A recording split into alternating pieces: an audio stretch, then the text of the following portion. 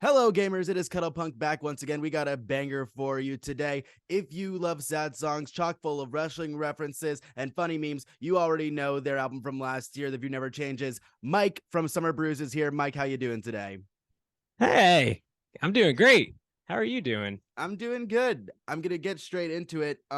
So here's an interesting thing about trying to research you guys. I really was looking to try to look into the history of you guys. Now, unfortunately, y'all have done something real funny with your Spotify bio that makes that a little bit difficult. So while it's great, I was wondering if possibly we could discuss the true beginnings of Summerbruise, maybe without bringing up Dave Thomas's famous square hamburgers. Hey folks, Andy here from Boundary Waters. Listen, I heard that a lot of y'all are watching Ronnie's videos on Cuddlepunk and haven't subscribed. I'm not mad, I'm just disappointed that you're not making better choices. So, Ronnie's out here posting intelligent, interesting, fun videos all the time, exploring the music of our scene. So go to the channel, subscribe, click the little thing so you get the thing when they post a thing, Don't miss good stuff. Have a blessed day. Sure, yeah. Even, that is obviously the true story, but I can tell like the made up one that I have in the can Of course, for obviously. interviews, which we do all the time. We're Indianapolis is where we're actually from. I think I should at least change the Wendy's meme on the Spotify bio to reflect that because I only figured out after getting like our third or fourth Instagram DM asking for us to be like local support on a show in Ohio. I was like, why do all these bands think we're from Ohio? And I It never might be connected the because you dots that put the are Wendy's it literally Wikipedia says it. article in there, my guy. Yeah. I mean, founded in Columbus, Ohio. But yeah, anyway. Founded in Indianapolis, Indiana by me, Mike, not Dave Thomas, and my friend Castle.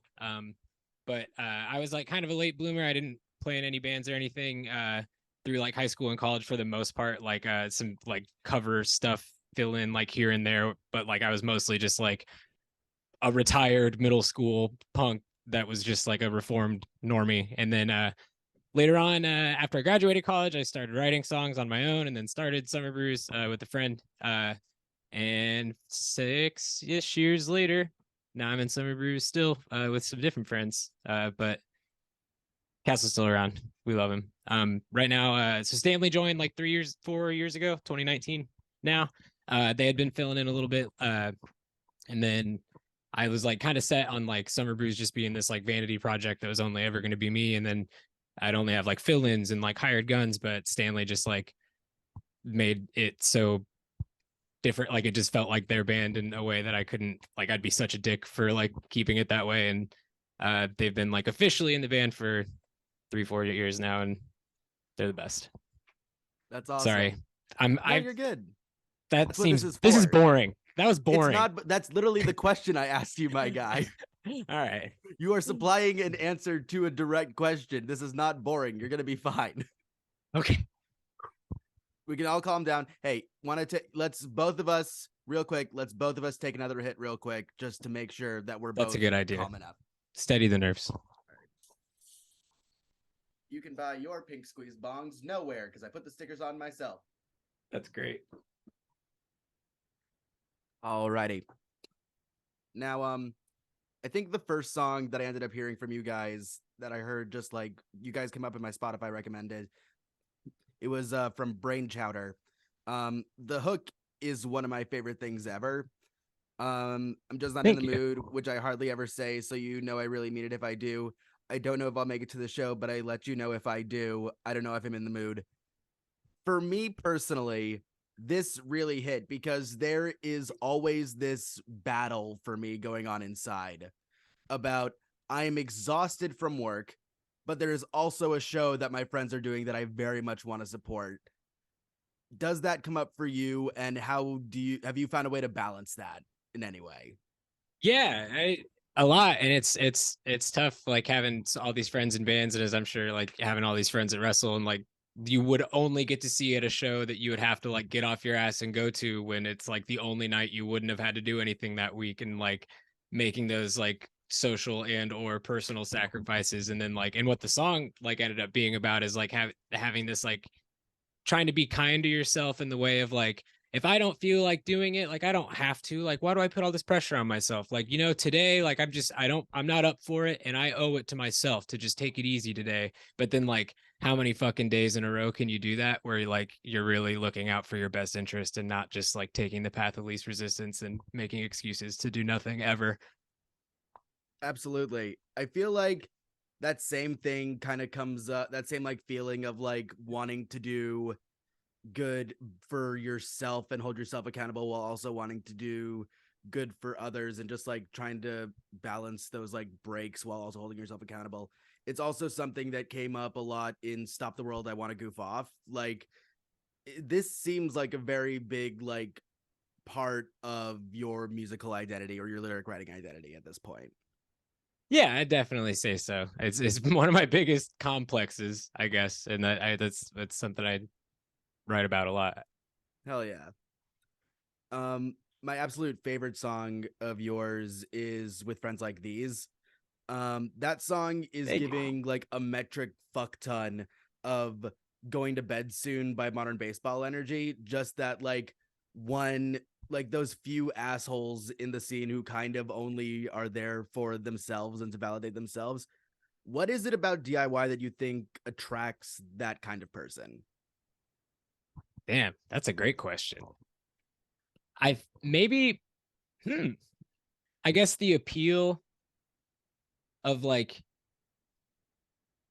influence. I'm trying to think of like something universal that just like in the wrong hands, because obviously we all fucking love like attention. Like I can't pretend that someone who thinks of myself as trying to be and hopefully successfully being a good person, like when I can, I of course I love attention. I wouldn't, I could just write the songs and play them to myself if I just like writing songs. I also like attention. So like I think people that are willing to kind of take shortcuts to just like maximize the efficiency of the acquisition and amount of that attention, like there are a lot of shortcuts you can take that kind of shit on other people, that just like maybe DIY not so much attracting that kind of person so much as that kind of person existing in every circle, and like DIY being a place where it's easy to thrive when you're like that exact kind of person, maybe. And like wrestling similarly, I bet, but probably not so much in like fucking accounting, you know, like there's a certain kind of personality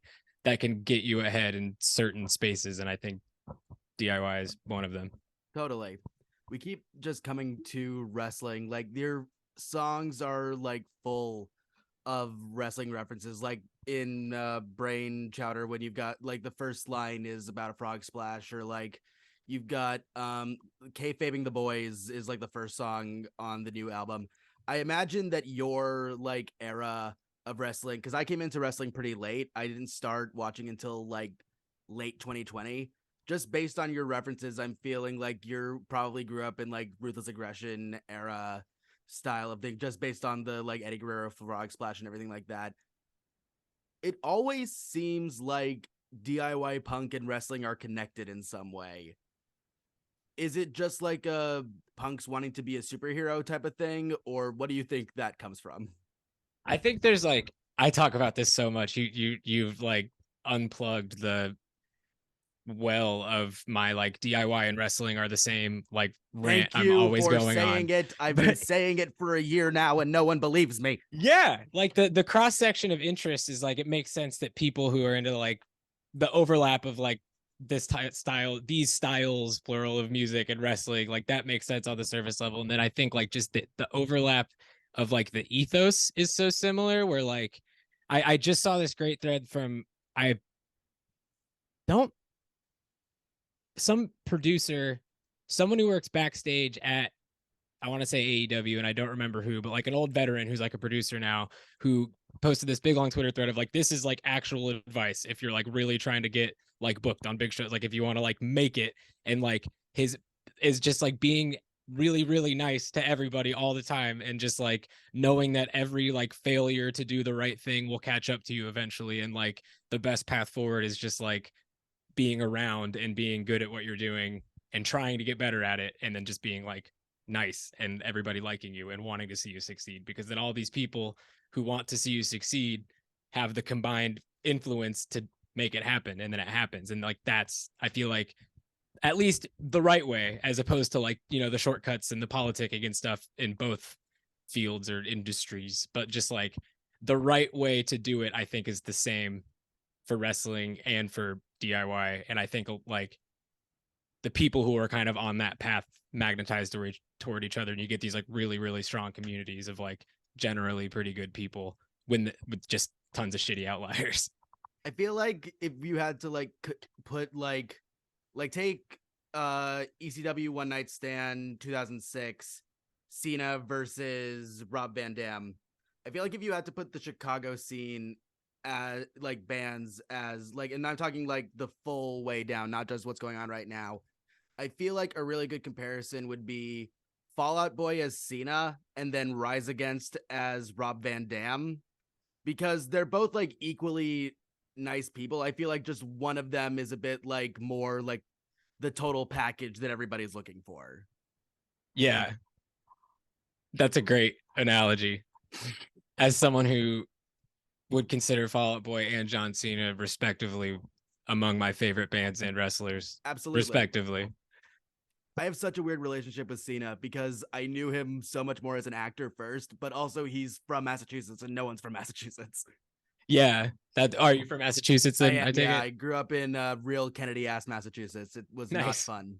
I would have guessed Chicago from the lore drop, but I've been here for 6 years. I've been here for 6 years, and it's been like more of a connection here than I ever felt back home. Most people think I'm just from here at this point. That makes sense. You sound like you've assimilated well. I spent a lot more time in Chicago than Massachusetts.